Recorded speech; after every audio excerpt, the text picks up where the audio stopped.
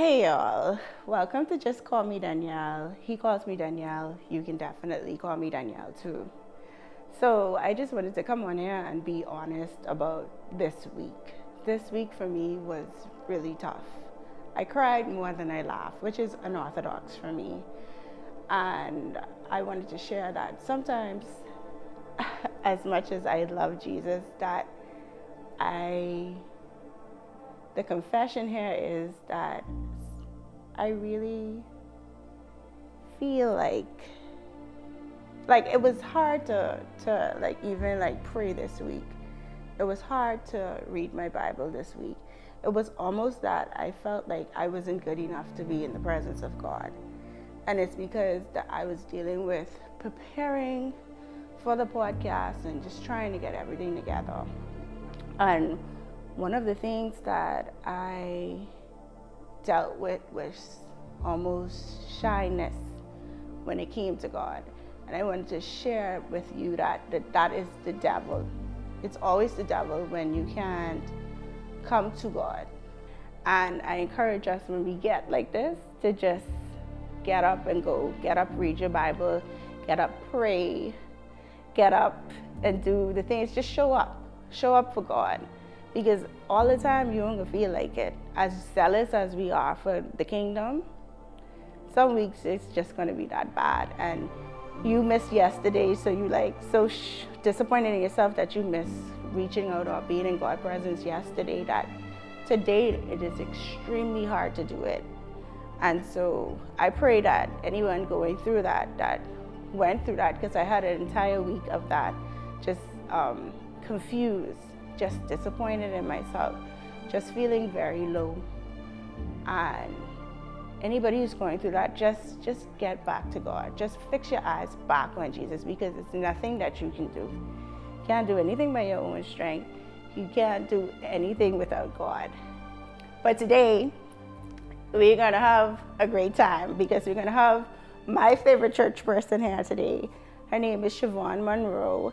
And in a few seconds, she's going to speak to us about herself and wisdom.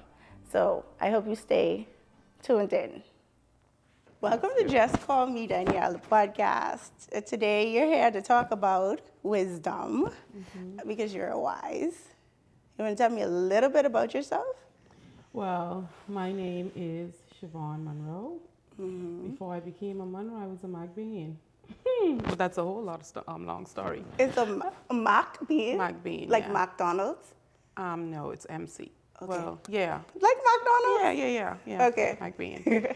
I was born to an immigrant mother. She was a Jamaican. Yeah, she passed in 86. And I'm the last of 8 children on my mother's side. You act like a last child. I do? Yeah, you do. You do. You have that. Really? Yeah, I could tell. You mean the bigottiness? Yeah, you always had to fight to be growing. Yeah. I do that too. Yeah, and I always act like I'm older than my siblings, but they don't be paying attention to me. Oh, jeez. But yes, I am a wife and a mother of 3, 4 by a bonus son. And so, yeah, that's basically me. I'm just Shevonne. What do you do? What do you like to do, Shevonne? Well, in my old days, I just like to sit on my couch and worship. Yeah, that's me. I don't mind being an audience of one, because I know God is always there. Yeah. So I don't like anyone to invade my space when I'm doing that. So you're a Christian. So I would like to know your coming to faith story. Like, what brought you to God? What is it easy? How did you adjust? Can you tell us a little bit about that? Well, it wasn't easy, but it wasn't hard either. And I'll tell you why. When I was younger, in my latter teens, you know, like how young people are. They would say that they are a Christian because maybe it's a cool thing or it's an in thing. So yeah, you know, me and a couple of my friends, we were like, oh, you know, we're Christians, we go to church. We went to church, you know, you went up to the altar and you accept Jesus as your Lord and Savior. And so then I found myself over the years, as I was growing up and maturing, that I would, you know, step back from God like a like a little bit of time, but not so much because I was never really into everything in the world. So you was like born a Christian, basically. Like you didn't do much in the world, but you was like basically a Christian all your life. Yes. That's a good testimony. Yes. I wish I had that one. Yes, because I don't believe in the statement of backsliding. Okay. I just believe that people, they still know who God is, they still love him, but right now they don't want him. And that sounds a little harsh, but that's just really the way it is. And it's because of the peer pressure of the world. Yeah. Yeah, so I did that for a little bit, but I didn't go too far off the ledge. I probably was like at the edge. But didn't fall in. But then after I had my kids, realized that, it's not all about me anymore. I have to make sure that it was mandated that I had to make sure, let them know, who God is and what he's capable of, what he can do for you. And so in my later 20s, I got really stronger in my faith. And I haven't faded. Deviated. Yeah, deviated. Or gone back. Yeah. I wish I had that testimony. Like, you so good. Like, reach over here and give me some Holy Ghost. No, man, you good. My spirit took to you from the minute I saw you. I try to pray. I try to do all of that. I try to fast. We're not perfect. We're not perfect, and we are going to fall.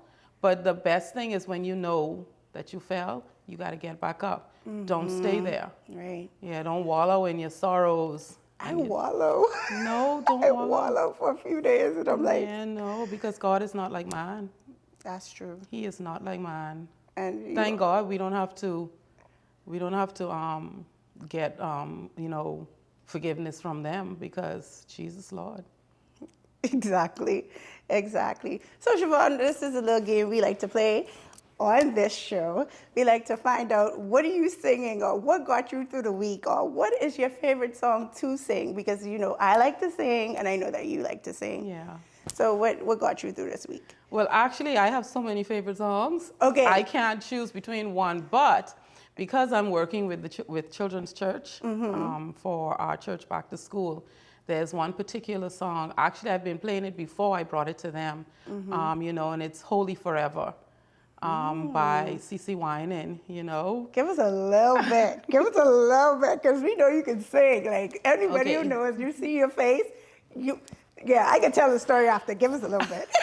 Okay, it goes like this. And the angels cry, holy,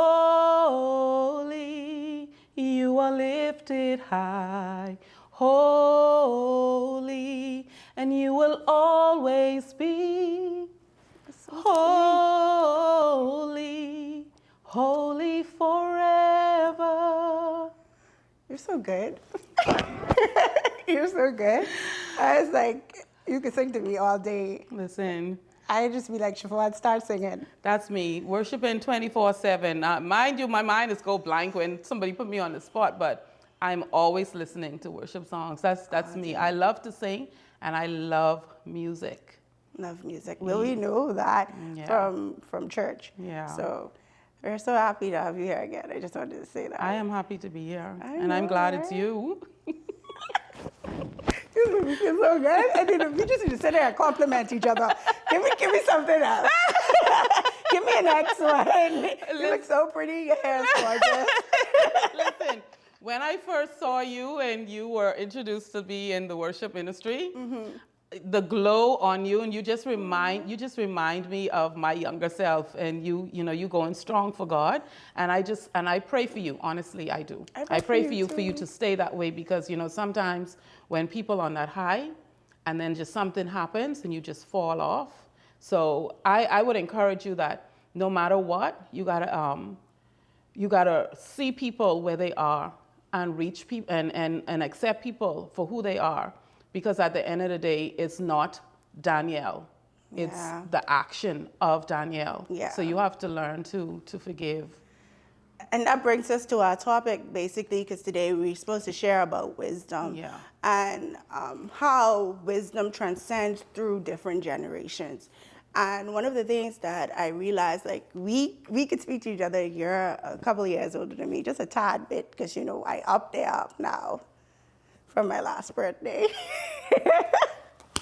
But I just wanted to discuss, like, how wisdom, to transform wisdom through each generation. Us giving you wisdom and you giving us wisdom. So how does that sound to you? What do you get from that when I say that? I believe, for me, I believe at my age that somebody your age or even younger can give me wisdom, can give me advice, can give me an opinion, because not everybody's opinion is correct. But if you've lived through something, or even if you learned something, I may not have known that. Right. So with you telling me, and because I do have wisdom, that I know what you're saying makes sense. It's not, you're not talking off the top of your head. So I don't shut young people out. I always, even when I was younger, I always said that when I get older, because of how the older people would treat the young people, I will try not to be that way. Because as long as you're alive, as long as your eyes are open, You could learn. you're still learning. Yeah. And you don't stop learning just because you get older. So one of the questions that comes to mind is, how do you discern if somebody is giving you wisdom? Like, where does wisdom come from, firstly? How do you discern if it's good or bad? And how do you just maintain the wisdom, or maintain the knowledge from the wisdom? So Really, basically, praying and knowing the word, definitely, and going through. Because if you've been through something before, somebody can't really tell you, because you've already been through it. Yeah. Or even if you've seen it before, if they come saying something else, then you will be like, not really like shutting them down, but just saying, well, maybe, but then such and such, so you just have to, and I don't believe in shutting people down either, even if they're not saying anything with sense. I would listen for a little bit, and then I would cut in and say with this, and then the way that I would say it, they would be like, oh yeah, that's true. Not, you ain't making no sense. I ain't reached there yet, because I can tell you straight up and down, I don't think that's how I want to go. I got to work on that. That's something we spoke about before, too. I told you that my delivery, even when, like, getting wisdom, sometimes it's be, like, a little far-fetched or a little bit off. So how do you respectfully take wisdom from an older generation or a younger? Because we have to respect everybody. So, well, first of all, I don't hang around too much older people. There's just a few in my circle that I respect, and so I would take whatever they're saying. And sometimes too, even if an older person tells you something and you don't like believe what they're saying, you just take it, because what you do is you sift through. And you take out what exactly is true, and then you leave the rest. Yeah. It's like a plate of food. Yeah, that's true. Right. When you're full, you get a plate of food, but not everything on the plate you're gonna eat. But you ate some, and it fill you. So my problem is, these days, when people try to bring stuff to me, I don't know if it's because the trauma rewards the wisdom that people are trying to instill. I usually get like frustrated or angry, because I'm like, every time I see you got something to say to me, like, why is it like that? Like, how do I adjust my spirit to say, okay, they only trying to help? Like, how do you do that? I don't like those people. Okay. Okay, I just making sure it wasn't me. To be honest with you, I don't like those people, because I'm a type of person, like, I don't offer my advice unless you ask for it. Okay, so those people who coming up to you just saying what they got to say, sometimes they just don't. They just want to be heard. Oh. So you just leave them alone. I mean, and when I say leave them alone, they say what they have to say, and you say, okay. I have this new thing too, like, because I'm in a way, I don't respond. I'm a person, as soon as you say A, B, C, I'm E, F, G, H, I, J, K, L, M, N, O, P. No, and see, that's where your wisdom have to come in. Yeah. You have to learn to be quiet sometimes. Not everything is required a response. But once you get older and you understand, then you would know what you need to respond to and what you don't need to respond to. So what does the Bible say about wisdom?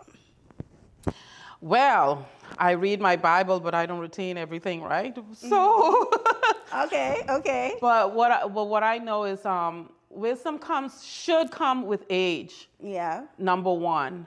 And when you read God's word, not so much retaining it, but still living it through, then you would understand that everything somebody come and tell you, they tell you the sky is green, you know the sky is blue. But some people are, oh Lord, some people make you believe that you have to go peeping through the window. Wait, last time I checked, the sky was blue. You mean the sky green? The sky green? Make you rethinking. Yeah. You know? That's also bad. It causes confusion. Yeah. That's the worst part. But the Bible says to me that wisdom begins with the knowledge of God. Yeah. Or the fear of God makes you wise. Right. And so that's one of the ones that stick with me sometimes. I had a deep conversation with one of my friends that that's where wisdom begins. Once you fear the Lord, once you revere the Lord. And so fearing the Lord, what does fearing the Lord mean to you? I've seen so much things happen in my days that I try not to lie on the word. I try not to act like I'm bigger and better than he is because I know what can happen. Take, for instance, I don't know if you watch the Olympics this week with Noah Lyle. I wish. Well, tell me about it. He speaks out of turn. He's young. Okay. But he speaks out of turn. It's like, in regards to sports, you can't talk the talk. You have to walk the walk. So you can't say what you're going to do or what you're going to do to someone. You just show them. So he spoke out of turn. He said what is going to happen to the other runners when he run past them and run them down. But that didn't happen. And so I believe he faked sickness. Aww. After he reached the line. That would throw me. Yeah. That would throw me. So that was not wise at all. So wisdom tells us to not say everything before we even do it. Like, right. You shut your mouth. You just let it happen. Right. So wisdom would show us, hey, don't do that. What is the difference between knowledge and wisdom? Because I think that I'm smart. I think I have knowledge, but I don't think that I am wise in every aspect. I believe knowledge is, of course, when you study and you get your schoolwork or your paperwork, your education, right? But I believe wisdom comes with, of course, like I said before, growth. Yes, you study his word, but you also have to act his word. You have to carry out his word. And you don't just get knowledge just like that. And wisdom, just like that. Right. You have to grow in order to get wisdom. But with knowledge, you can get knowledge from a baby. That's true. All the way up to old age. So this is the thing that I consider. So knowledge is something I read a book, I now know that. But wisdom is being able to use the knowledge that I learned from a book. If I learned, in all my ways, acknowledge God, I know that in my head. I have to acknowledge God in everything. Wisdom says to me, I'm now wise when I do that. Like, before I put on these shoes, is this good, God? Before I put on this outfit, does this show you? And so these are the things that I try to reiterate to myself every day. Something I want to ask is... And that is wisdom, because I know probably 10 years ago you didn't do that, right? No. Right. So that was cute. I was on That's that. what I'm saying. So you can know it, but the wisdom doesn't come until later in life, because you realize, well, mother's a kid.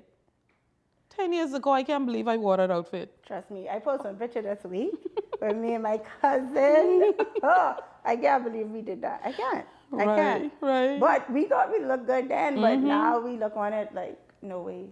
No, the way we did that. Right. Yeah. So what is a portion of your life where you had to use wisdom? Like it took a critical role. Like you had to be wise. Like you just had to use the wisdom that you gain throughout the years. I had so many instances, but I love to use this one. I try not to talk too much about it because I said it's my son's story and I would want him to tell his story, but I too played a part in that. Okay. So 7 years ago, 2016 is 7 years, right? Yeah, 7 years ago. Sure. Right. I knew that. 7 years ago, he was injured. He was stabbed 8 times. Okay. On the property that I work from, and so over the years, what I teach them, sometimes, I mean, you're not a mother yet, but I know you learn from your things that your mother told you. You would learn from it, and you would think, as mothers, as parents, we would think that our kids aren't retaining what we tell them. Right. But he used a portion of what the common sense that I always tell him.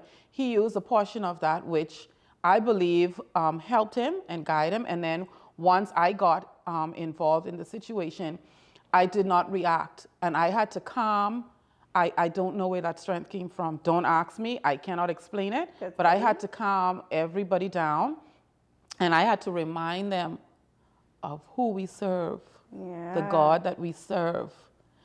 So I believe if I did not use that wisdom and calm myself down and rethink, calm myself down, that it could have gone differently.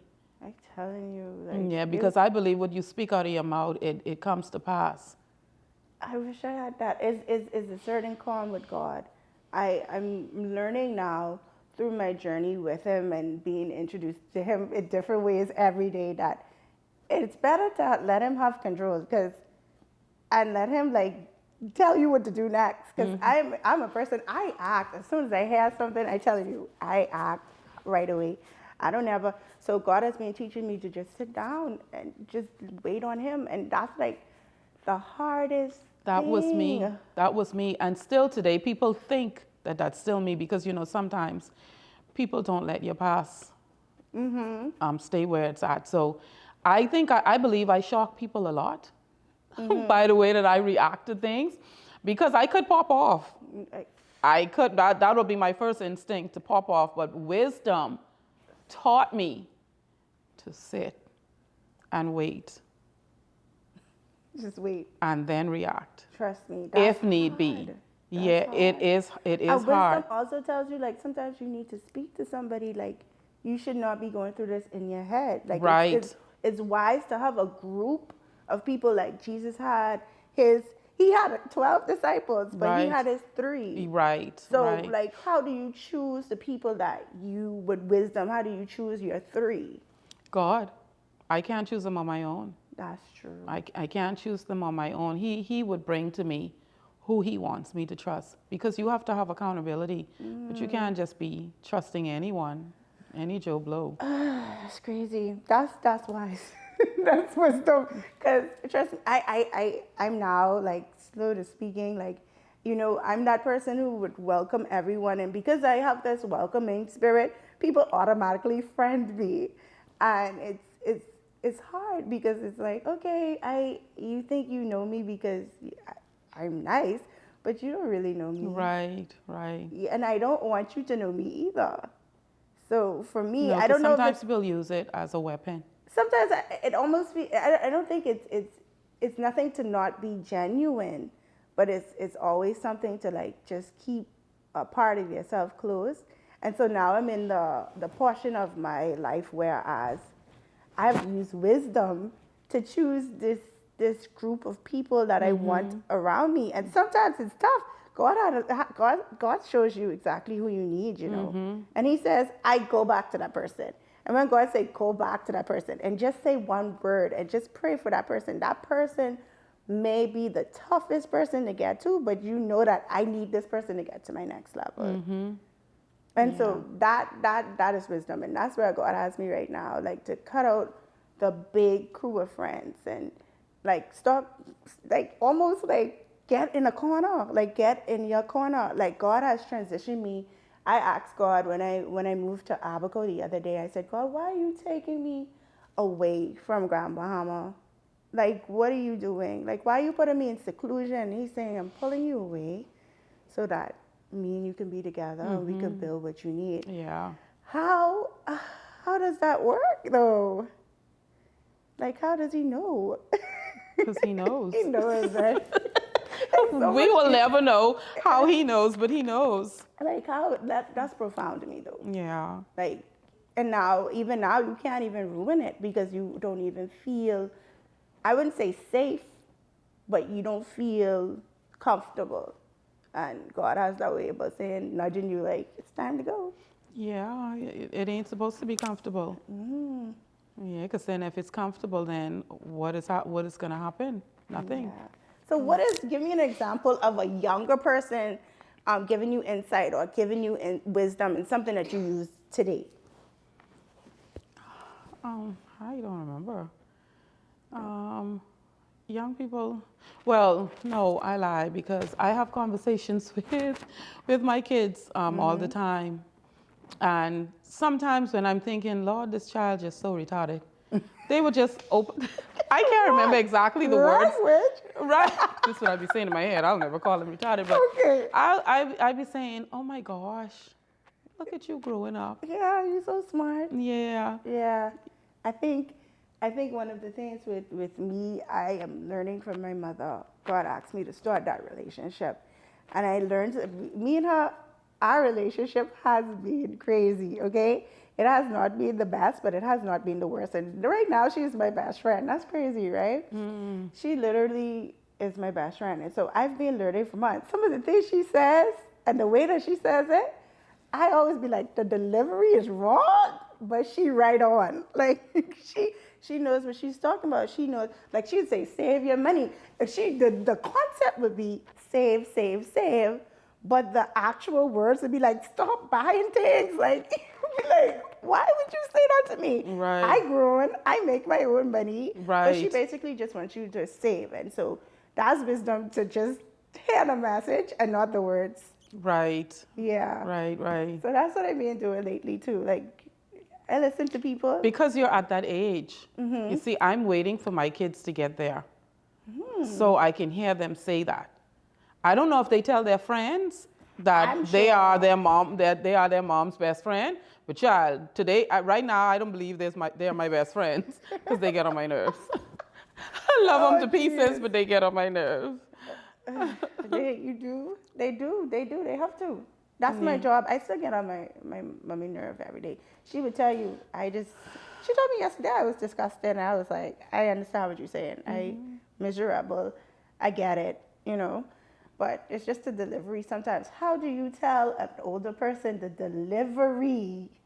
Like, how do you, tell them, your delivery, if you're trying to reach the next generation of Christians, you got to cut down on this delivery, because you would go to a church. I went to a church. I'm not going to call the name. And I'm dressed because, at our church, we dress down. And I'm thinking, I don't dress out of order.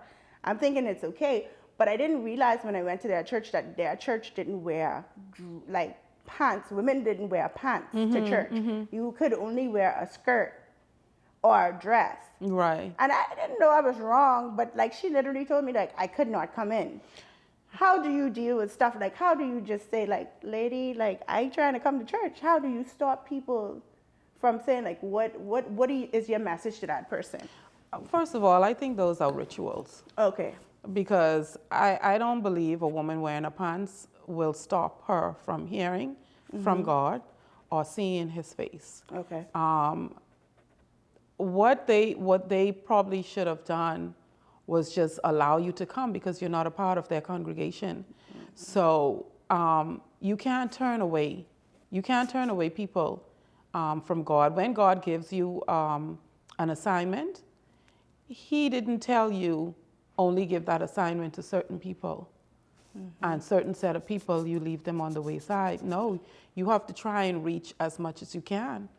Because even though Jesus had the 99, He's going back for that he one. still left and gone back for that one. That's it. Right. He didn't leave that one out there in the wilderness. He went back for that one. Yeah. Because he knew that the 99 was okay, and they knew that he was coming back. So he had to go and steer that one back in the pack to make it 100. Now, I thought, I wanted to say to her, I didn't say anything. I said, that's okay. I just left, because I had just left from church, because I already, I don't know if you could get enough Jesus for one day, but I really thought that I did after that. But I was really turned off. And I was wondering, like, if that was somebody else who actually didn't have a church home, who actually needed to be in a church at that time, how would that happen? And what that lady, I felt like she just knew she was right. Yeah, no, she was definitely wrong. She was wrong and strong, Yeah. like they say. But what she should, like I said, what she should have done is allow you to come. And if she see that, okay, you just came for that one instance, then that was fine. But if you were that one who were looking for a home church, come as you are, and then as you continue to come and you get his word, then you would automatically, because she can still make you change your plans. Right. You have to change that on your own by reading his word and seeing the love from the people in that congregation, and in that church. And that will help you to say, you know what? I see everybody in here and they don't wear pants. So, if I want to come, this is what you would be telling yourself. If I want to come to this church, then I would have to conform. Yeah. But that'll have to be on you. So for me, one other thing that I have an issue, well, not an issue, but another thing that I think about is sometimes you have to almost change to bring that person to God. Like you almost have to conform to what they need to bring a person to God. And that instance is not one of those. But what do you do? What do you do? Like to get somebody, using your wisdom, what do you do to get somebody to come closer to God? Like maybe it's something that they do that is unorthodox, but you need to reach them. Well, the only thing you could do is just show love. Okay. That's the number one thing, because you can't make people change. They have to do that on their own. Okay. Once they've been convicted. Okay. You can't convict someone. You can't make them change. The only thing you could do is show them love. Yeah. So we spoke before, and we spoke about perception and how people perceive a situation. And we talk about, let's just say, for instance, being wise with wisdom says that me as a Christian, I can't go everywhere. I can't do everything I used to do, because that may cause somebody to fall, or somebody that isn't saved at all probably look at me and say, that person ain't saved. Like, for instance, we spoke about this particular number shop that business owners, like you to go and put a deposit on for, and I'm like, I can't do that. I save. But as soon as I walk in there, I'm like, I just come in there to put the deposit on. How do you speak to that person and say, like, come on, like, we live in a human world where humanity is something we have to do things every single day. How do we deal with that? Well, first of all, either you don't care, because the world will always be judging, number one, or you just have a standard about yourself. Listen, buddy, you don't have no other bank account that I can go and put this money on, because I'm not going in no number house. Because firstly, if I go in there one time, okay, they can say maybe. The second time, wait, hold on, Shevonne playing numbers, so it's not that I care what people think about me. I care what I think about myself. Okay. And so, like I had said to you, the liquor store is kind of different, because in order for you to buy, the wine or whatever, if you're having a social at home, you have to go to the liquor store, because our food stores, like the United States or anywhere else, they don't sell the wine on the shelf in our food store here in the Bahamas. So we have to go to the liquor store to pick up a glass of wine, to pick up a bottle of wine, to conduct your social. So it's basically what you think through wisdom. Yes. But for true eyes, be like, please don't send me to no number house. Like, literally, like, don't do that again. And I think I put my foot down when I was going to Nassau, and I was trying to rent a car, and I was like, this don't even seem right. That's ghetto. The car. Trust me. You will hear about it. I had a ghetto experience when I was in Nassau. I'm going to tell you about it. I will tell you about it later. Oh my gosh. But Shevonne, this was nice. Yes, it was. This is real nice. I like having you here. You're so beautiful. Let me do it again. I like your hair. I like your glasses. You're so cool. Yeah. But where can we find you if we want to look you up on social media? Anything? Would you want us to look for you? Yeah, well, on Facebook, I'm Shevonne M. Munroe, I believe. I believe that's what it is. I have to look again. On IG, I have a business, Whirlwind Okay. Productions. I rent the 360 photo booth. Oh. Yes, and we're Whirlwind Productions, and so you can find me on IG at And then we Whirlwind. getting you back on the praise team, like to be up there every Sunday. Yeah. That's what I'm working on. Okay, good I for work you. it. I work it. You didn't. I didn't finish. My Okay, TikTok is. My TikTok is Nana.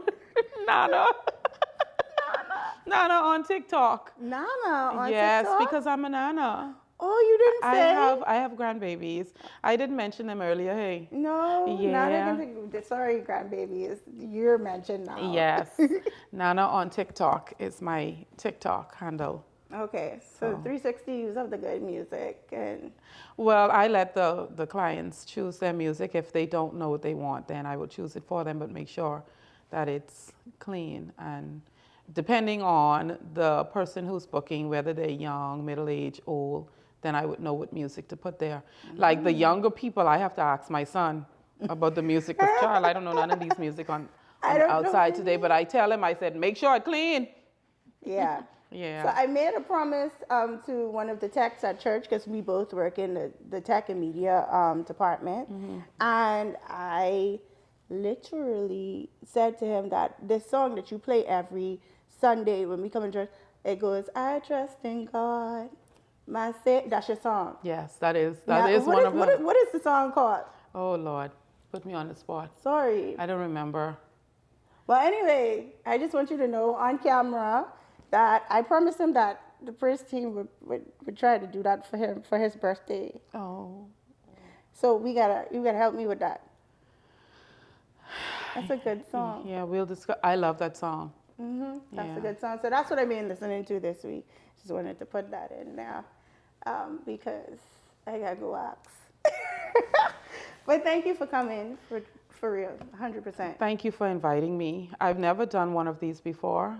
Oh. But yeah, I thought it was going to be a little awkward, but it was not at all. We speak all the time though. Yeah, but when you put the camera on, that's a different story. Even though I like to be behind the camera, but I like to do it on my own terms. So yeah, but this was nice. I love it. Thank you I so love it. much. Yeah. I hope you come back. I definitely will be back if you invite me. I will. Girl, I can invite you. You know that. So what I would like to say to the young people, I just be true to yourself. You may not be in the right space or the right head at this right time, but you find someone that you can call your person, that can be your accountability. That's the only way that you can move forward in life. You can grow in wisdom. You can learn things by speaking with other persons who are maybe older or maybe on the same level as you, and you can learn new things in life because you can't go through life. God put us in this world to be with people. Yeah. So we can't say that we're going to do it on our own because we're going to always fail. I know people who think they could do everything on their own. Yeah, no. That's me. Yeah, no. Even me who like to be by myself, I know that I need people in order to move and make it forward in life, because you don't want to look stupid and naive. So that's the only way that you won't look that way, is if you consult with other people, especially people who would know. Don't just be talking to any random person. Wise. Yeah. People who can help. People who could help. Yeah. Yeah. People who can help.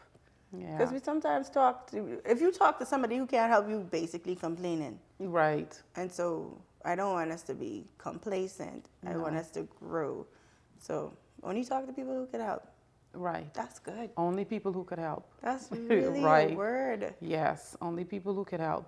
And also too, they may feel like they don't have a place in this world, young people. You may feel like you don't have a place in this world, but God put all of us here for a reason and a purpose. So, it may be hard now, but in the future it'll get better. Just got to trust the process.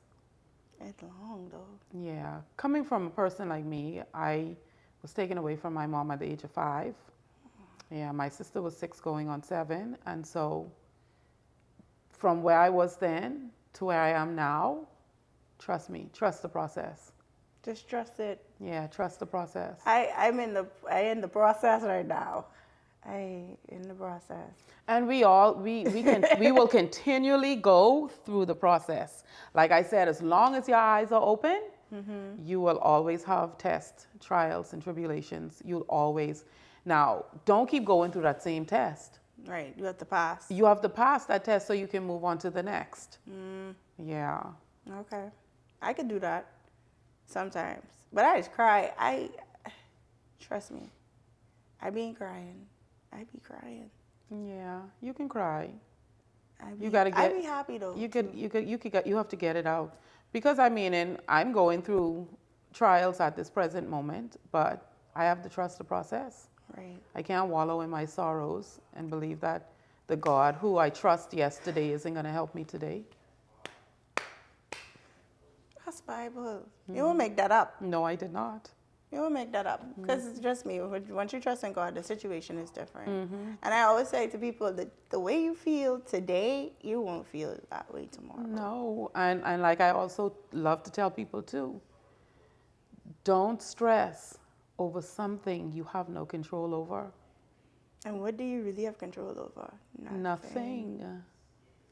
And that's my lesson. That's my lesson this week. I don't control anything or anyone. And I'm dealing with my controlling issue because I'm type A personality. So I'm trying to change that because it ruins stuff. When you try to control everything, you ruin everything. And you be like, I trying, but everybody looking at you like that wasn't your job. Right. Yeah. So that was good. Thanks for sharing that with You're us. welcome. That's so good, Shevonne. Shevonne, you good at this.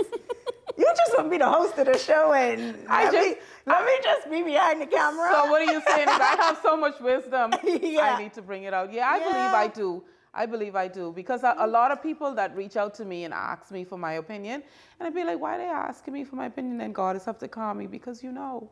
Because I gave it to you, so you can give it to them. And then you could see who, like with me and you, when we met, the first time we met, I can just be honest about this. The first time we met, I literally was in awe because I was visiting our church for a long time, and you used to sing all the time, and you looked so intangible. Like you can't walk up to her and talk to her. You can't, and that's the total difference. Like the minute we met, we clicked, and it was like, okay, we cool now. And I was like still in awe. I was still like, but that's Shevonne. Yeah, because it's so not about me when I'm up there. That wasn't me. That wasn't me. I was doing the work of the Lord. So that's why I need you to get back up there, because you blessed me so much. Yeah, and in time. Okay. And in time, I have to wait on Him. And to say, I'm not gonna rush you. Don't let me rush you. I know I can't rush you. You like one of them people. You can say whatever you want to say. Right. I ain't there yet. Don't worry about it. But I can trust me. I sit really close, and I can hear you singing, and I'm like, that's beautiful. That's beautiful. So keep up the good work. Keep up the good work for God. You are a model to me. So I know you're a model to others. Oh, thank you. And I get goosebumps right now because I speak in the truth. I'm emotional. I feel everything. But I really thank you for bringing me into the fold and making me feel like I was one, even though I was very new, and making it seem like, oh, don't worry, somebody else in there just on fire for God, just as much as you. And you can see the transition that she was your age once, and she loved God, and she's still loving God. So it shows me like, okay, the process may not be too pretty, but you have to stick in there. So that's the example you give me. Yeah. And I hope that's the example you want And that's give. me. I just try to be that way, with everyone, because for a long time, the stigma in regards to praise and worship team was like, when you join the praise and worship team, you only up there. The praise and worship team is such a wide spread of so much things culminating into one to make it what it is, what you see up there. And people don't get it. People, No, because people are always scared. work Oh, just I as can't hard. sing. I don't need to go on no praise and work. But that's not it. No. And I believe if they would market it a little better, and then we'll get more people coming in. Because in the back, we really need a whole lot of people. The amount of people we have, it's a good bit, but we still need more. I feel like God is about to do something big Yeah. with the young people, and they want to know, because I had like consecutively 2 weeks in a row, how do I get to join? How do I get to do this? I see you here doing it. I'm like, you don't see me.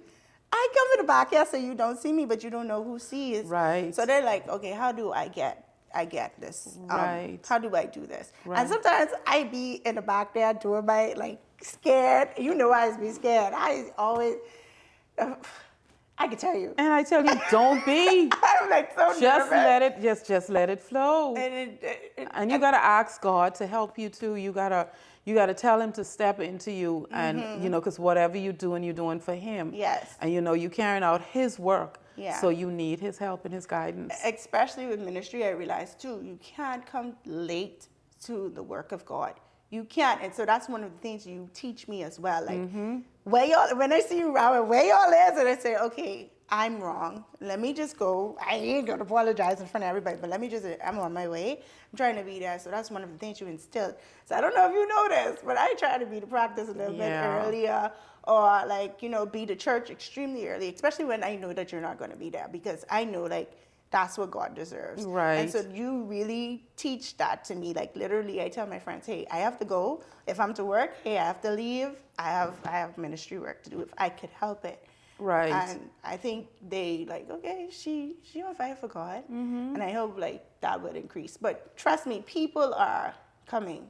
We just have to pray that when people do come, we love them enough so that they would stay and it would stick. Yes. Because you need consistency. You need people who are committed. Yeah, especially to the work of God. But we have a great church, so thank God for that. Listen, I give God thanks every day, because I tell people all the time, everywhere you go, you're gonna have some issues. It's what you're willing to deal with. And I'm willing to deal with the structure that we have at our church. So whatever else outside of that, I don't worry about. Yeah. I don't worry about that, because if you got 2 people in our sanctuary, we starting. We starting at 9:30. Right. At 9:30, church start. Right. And if you notice, after a while, it's like just the flocks just come in like this. Because it'll be like this. And then all of a sudden, hold your head down, you look back up. Where all these people come from? So you come in, you miss whatever you miss, that's on you. Probably. If you choose to come late, then that's on you. If you choose to come early so you can get, then that's on you. And then what I learned too, some persons get what they need for the times that they reach. So you can't stop. You can't. But you pray that you want to be early to church. Yeah. I think one of my friends, he says to me, tomorrow I can be to church at 7:15. I'm like, why? That's so weird. And then when I realized what he's doing, like he's really trying to set himself and prepare himself. Right. And I'm like, that's really good. Because we go pretty early when we have to minister that day. But again, this was good. Yeah. This is good.